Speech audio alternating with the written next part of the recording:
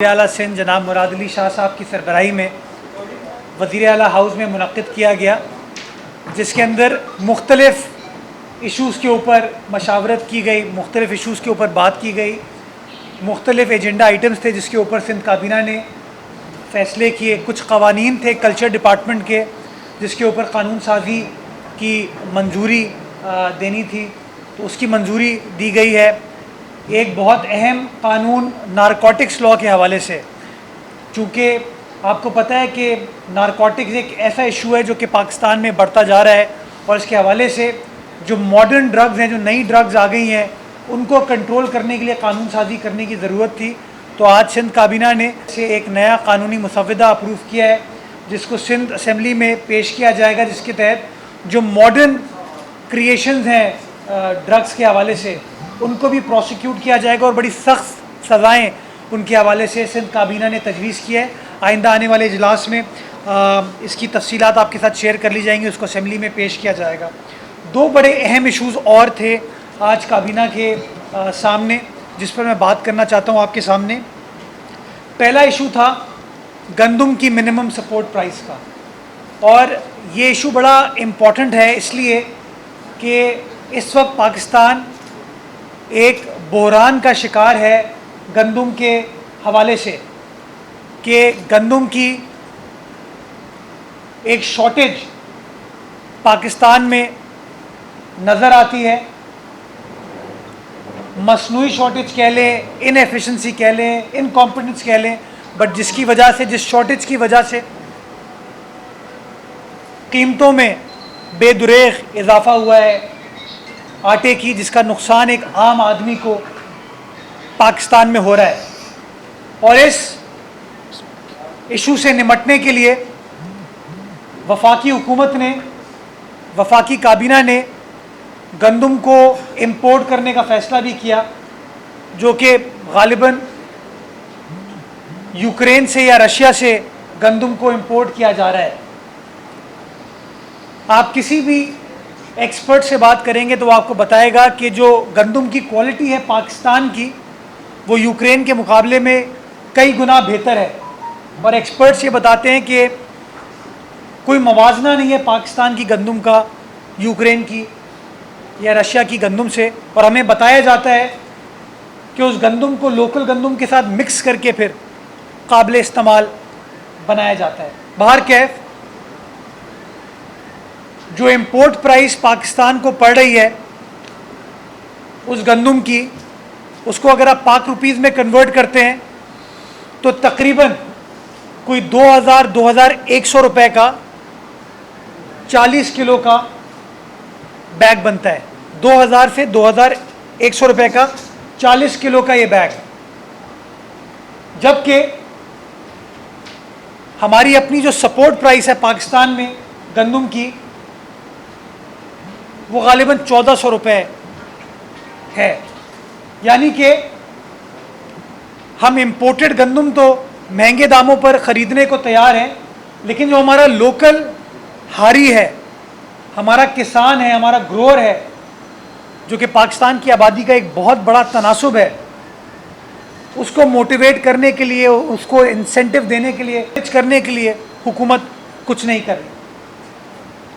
जैसा कि आप तमाम दोस्त जानते हैं 2007 में, 2007-8 का जो साल था, उस वक्त गंदम के रेट मिनिमम सपोर्ट प्राइस 650 रुपये थी। पाकिस्तान पीपल्स पार्टी की हुकूमत 2008 में आई और पाकिस्तान पीपल्स पार्टी की हुकूमत ने उस 650 रुपये को बढ़ाकर 2008-9 में 950 रुपये उसका रेट मिनिमम सपोर्ट प्राइस मुख्तस की। नतीजा ये हुआ कि 2008-9 से लेके आज तक, 2007-8 के बाद 2008-9 में पाकिस्तान पीपल्स पार्टी की हुकूमत ने इस मिनिमम सपोर्ट प्राइस को बढ़ाया। उस तरीके से हुकूमतों ने इस रेट को नहीं बढ़ाया, जिसका नतीजा ये हुआ कि आज आपको नज़र आ रहा है कि पाकिस्तान में, बिलखुसूस पंजाब में, खैबर पख्तूनख्वा में उसके प्रोडक्शन टारगेट मीट नहीं हुए। तो वफाकी हुकूमत ने तमाम सूबाई हुकूमतों से उनकी इनपुट मांगी कि गंदम की मिनिमम सपोर्ट प्राइस क्या होनी चाहिए। तो हर सूबे ने अपनी अपनी फिगर्स को वफाकी हुकूमत को कन्वे किया है। पंजाब बलूचिस्तान ने 1700 रुपये रेकमेंड किया उस 40 किलो के बैग के लिए। खैबर पख्तूनख्वा ने 1880 रुपये प्रपोज़ किया। सिंध काबीना ने आज ये फ़ैसला किया कि हम वफाकी हुकूमत को आज ही ख़त लिख देंगे जिसमें हम समझते हैं कि गंदम की मिनिमम सपोर्ट प्राइस 2000 रुपये पर 40 किलोग्राम के बैग की होनी चाहिए। और इसकी वजह मैंने आपको बताई कि अगर आपका हारी, आपका किसान, आपका ग्रोअर के बारे में वो चीज़ आएगी तो वो उसकी काश्त करेगा, और अगर वो उसकी वाफिर मकदार में काश्त करेगा तो आपकी प्रोडक्शन बढ़ेगी, और प्रोडक्शन बढ़ेगी तो आपकी फूड सिक्योरिटी बढ़ेगी। पाकिस्तान एक एग्रो बेस्ड इकॉनमी है। बड़ी हैरत अंगेज़ बात है कि हम अपने आप को एग्रीकल्चर ज़रई मुल्क भी कहते हैं और फिर गंदम को इंपोर्ट करते हैं, चीनी को इंपोर्ट करते हैं। तो माजी में भी पीपल्स पार्टी ने इस मामले को एड्रेस करने के लिए मिनिमम सपोर्ट प्राइस का में इजाफा किया था, और आज सिंध काबीना ने फैसला किया है कि अपने ग्रोअर्स को इनकरेज करने के लिए, अपने ग्रोअर को इंसेंटिव देने के लिए मिनिमम सपोर्ट प्राइस 2000 रुपये मुख्तस की जाए, ताकि वाफिर मकदार में गंदम पाकिस्तान में काश्त की जाए और हमारी प्रोडक्शन कैपेसिटी में इजाफा हो, ताकि अगले साल पाकिस्तान के अंदर गंदम का कोई बहरान ना हो।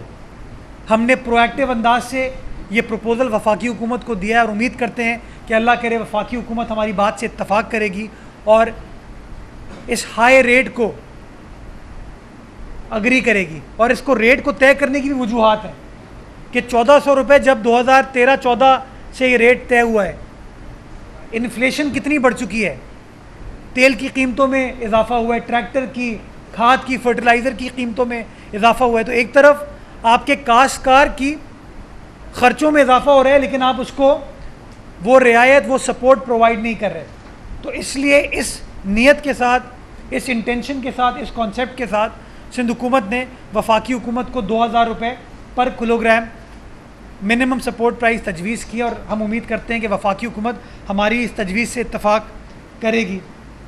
चीनी के हवाले से ये फ़ैसला किया गया है कि क्रशिंग सीज़न सूबाई सिंध के अंदर 30 नवंबर 2020 से स्टार्ट होगा। 30 नवंबर 2020 से सूबाई सिंध के अंदर चीनी का, शुगर केन का क्रशिंग सीज़न स्टार्ट होगा, और सूबाई सिंध के अंदर चीनी के 40 किलोग्राम के बैग की कुल कीमत 202 रुपये मुतय्यन की गई है। पंजाब में 200 रुपये और सूबाई सिंध के अंदर 202 रुपये गन्ने की सॉरी माफ़ कीजिएगा, गन्ने की मिनिमम सपोर्ट प्राइस 202 रुपये फ़ी मन सिंध हुकूमत ने तयन किया है। माजी में ये रेट 192 रुपये था, इसको 10 रुपये का इजाफा करके 202 रुपये सिंध हुकूमत ने किया है। अगेन ये फ़ैसला करने का भी मकसद अपने काश्तकार को, अपने ग्रोअर को सपोर्ट करना, ताकि हमारी जो ज़रई इकॉनमी है, एग्रो बेस्ड इकॉनमी है, उसको सहारा मिल सके, उसको सपोर्ट मिल सके, और कोई मसनूई क़िल्लत चीनी के हवाले से, आटे के हवाले से हमारे सूबे में, हमारे मुल्क में खुदा न खास्ता ना हो। ये दो अहम फ़ैसले सिंध हुकूमत ने आज किए। बाकी क़वानीन के हवाले से मैंने आपको बता दिया था, और कुछ रूटीन के फ़ैसले थे जो कि आज काबीना ने किए। कुछ सवाल जवाब है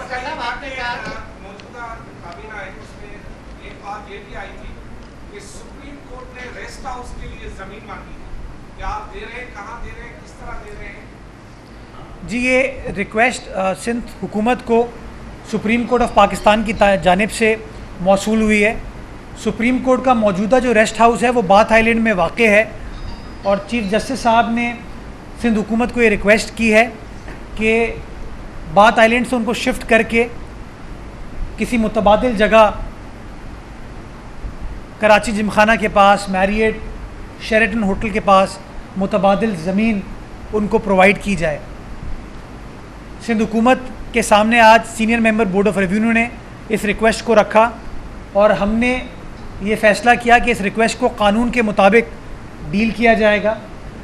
जो मौजूदा हमारे रेवेन्यू कवानीन है वो इस बात की इजाज़त देते हैं कि सिंध हुकूमत किसी वफाकी हुकूमत या सूबाई हुकूमत के इदारे को ज़मीन मार्केट प्राइस पर प्रोवाइड कर सकती है अगर वो रिक्वेस्ट उसके एडमिनिस्ट्रेटिव डिपार्टमेंट की जानिब से आए।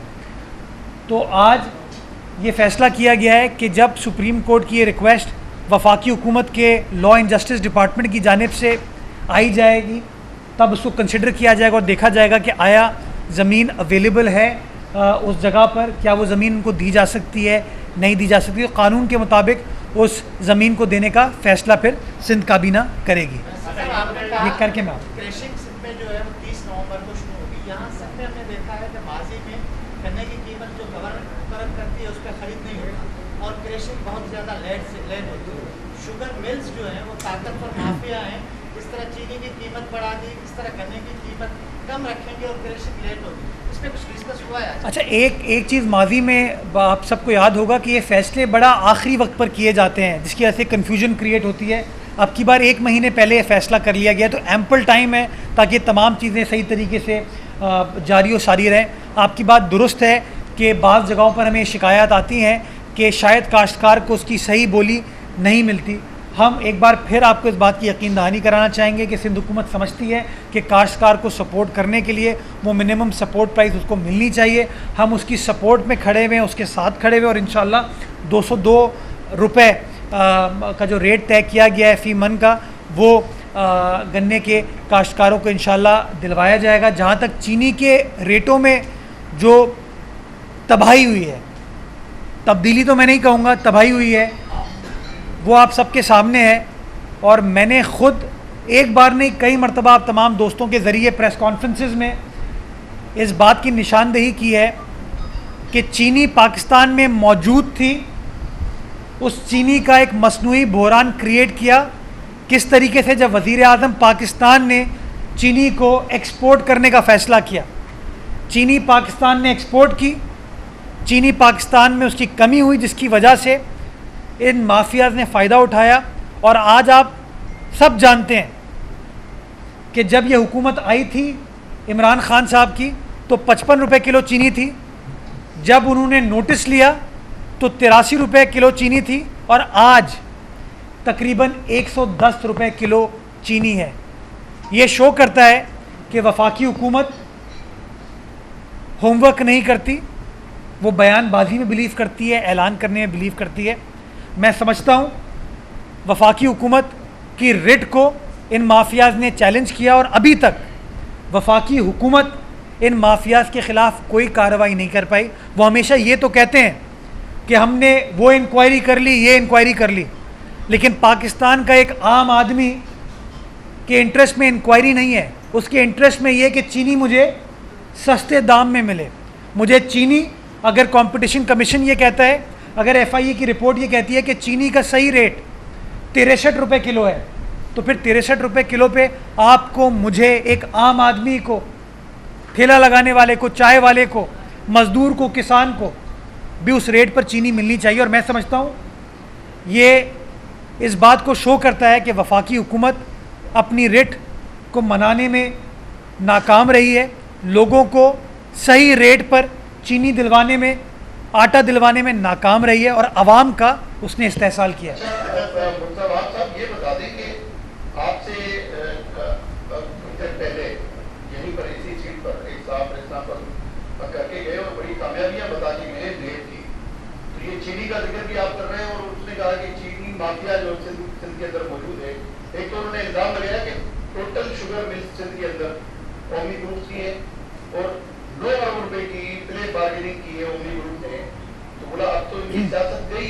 किसने कहा ये खुर्रमशेर जमान ने दावा किया कि नेब से प्ले बार्गेनिंग की है अनवर मजीद ने, हुसैन लवाई ने और दीगर नाम उसने लिए। ये कल की बात है। अच्छा, खुर्रमशेर जमान PTI के तर्जुमान नहीं, नैब के तर्जुमान है। अब मतलब मुझे हैरत होती है, अगर ये बात करनी है तो नैब खुद कर ले। खुर्रमशेर जमान साहब का तो ये काम नहीं है। तो ये गठजोड़ जो हम बार बार कहते हैं कि न्याजी का अकाउंटेबिलिटी ब्यूरो है, तो उसकी तो ये ख़ुद सबूत पेश करते हैं। अच्छा, मैं कहता हूँ खुर्रम शेख ज़मान साहब कहते हैं कि सारी शुगर मिलें सूबाई सिंध के अंदर ओमनी ग्रुप की हैं। तो खुसरो बख्तियार साहब की घोटकी में जो शुगर मिल है वो ओमनी ग्रुप की है। जहांगीर खान तरीन साहब की जो शुगर मिल है वो ओमनी ग्रुप की है। अली नवाज़ खान मेहर, अली गौर मेहर साहब की जो शुगर मिल है वो ओमनी ग्रुप की है। और बहुत सारे ऐसे बिजनेसमैन हैं, शुनेद कुरैशी की Al Abbas sugar mill Omni group की है। अली नवाज शाह साहब की, शुक्रिया आज़ाद नोडियो साहब की शुगर मिल ओमनी ग्रुप की है। मेरे ख़्याल में सूबाई सिंध में गालिबन 33 या 34 शुगर मिले हैं। तो अगर वो कह रहे हैं, नैब का तर्जुमान कह रहा है कि 33 शुगर मिले ओमनी ग्रुप की हैं, तो फिर वाजिद ज़िया की जो रिपोर्ट है शुगर कमीशन की वो कहती है कि ओमनी ग्रुप की शायद 8 शुगर मिले हैं। 8 सही बोल रहे हैं, कौन गलत बोल रहा है? वो लोग तो ये भी कहते थे माजी में कि ये शुगर मिलें आसिफ जरदारी साहब की हैं। अब तो शुगर कमीशन ख़ुद कहता है कि जरदारी साहब का उसमें कोई जिक्र नहीं है। तो ये बार बार अपनी पॉलिटिकल पॉइंट स्कोरिंग के लिए बयानबाजी करते हैं, इनको हकीकत का कुछ पता ही नहीं है। ये वो लोग हैं जो अपनी पार्टी की तंजीम से मिलने के लिए जाते हैं सक्कर, अपनी पार्टी की तंजीम से मिल के नहीं आते। उनका बेचारा जनरल सेक्रेटरी जो है वो मुस्ताफ़ी हो जाता है। ये वो लोग हैं जो कि कोरोना के बारे में कहते हैं कि इमरान खान ने क्या काम किया है, और वो जो NCOC को लीड कर रहे हैं वो एक गाड़ी में माशाल्लाह घुस के इनके साथ तस्वीरें खिंचवाता है। इनके अपने इजलास में कोई बंदा मास्क नहीं पहना हुआ होता। तो ये जो लोग हैं ना, इनका एक ही तरीका है, जो अच्छा काम हुआ वो हमने किया है, जो बुरा काम हुआ वो फलां ने किया है। खुद इन्होंने कभी ज़िंदगी में कोई काम नहीं किया, ये पहले से कहा है। आपने जो फरमाया कि गंदम की जो कीमत है वो 2000 रुपये की मन सिंध में, उसके बाद अट्टे की प्राइस जो होता है, जब 2000 की मंजूर लेंगे तो अट्टे की कीमत कितनी ज़्यादा पहुँचेगी? एक तो ये, दूसरा ये कि आज जो भी आपने बताया कि रूट जो भी काबीना पास करती है वो असेंबली में लाया जाता है, लेकिन सिंधी लेबर अथॉरिटी के रूट 2019 में बनाए गए थे, वो ताहाल जो है वो असेंबली में नहीं लाए गए, उस पर इम्प्लीमेंट भी हो रहा है, उस पर कानून है, तो कैसे बगैर असेंबली में लाए वो इम्प्लीमेंट हो सकता है? अच्छा, आपने बड़ा इंपॉर्टेंट सवाल किया। ये जो गंदम के रेट तय किए गए हैं, इसका जो इम्पैक्ट है वो अगले साल आएगा, क्योंकि अभी तो काश्त की जा रही है। अभी आप काश्तकार को इनकरेज कर रहे हैं।